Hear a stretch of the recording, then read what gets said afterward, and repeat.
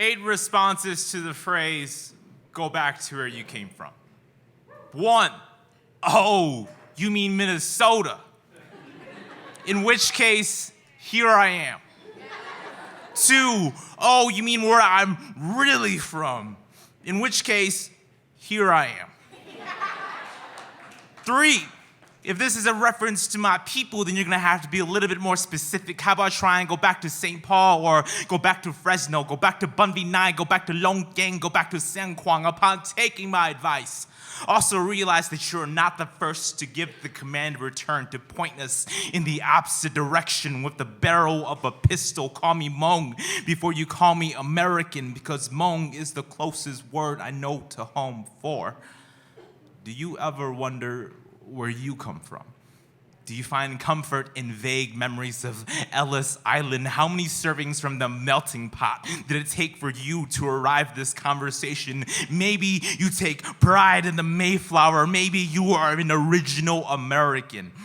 Do you ever ask yourself if maybe the land we stand on today once belonged to someone else? Do you ever ask yourself if maybe the land never belonged to any of us, and if instead we belong to the land? 5, when I was younger, I took the journey back to Thailand, hoping to find our villages still dotting the sides of mountains, hoping to hear Kutsia still echoing throughout the valleys. Upon entering the house of an elder, he apologizes to me.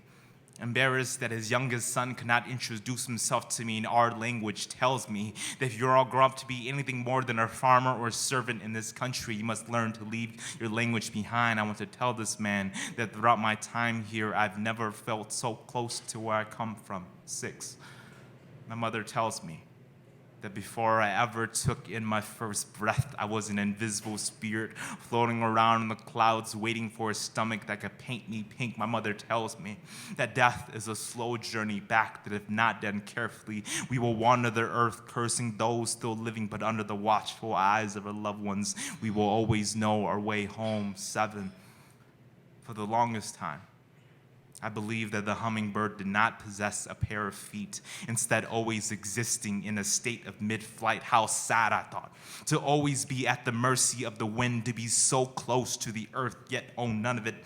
My time here has taught me how lucky the hummingbird to belong to the sky. 8, I'm going.